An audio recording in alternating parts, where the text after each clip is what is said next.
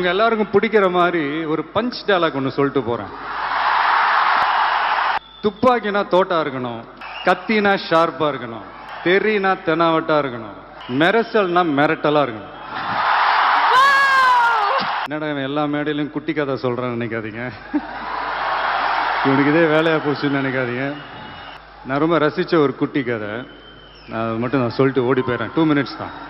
ஒரு டாக்டர் ஒரு ஒரு பெரிய ஹார்ட் சர்ஜன் காரை சர்வீஸ் பண்ணுறதுக்காக மெக்கானிக் ஷெட்டுக்கு போயிருக்காரு.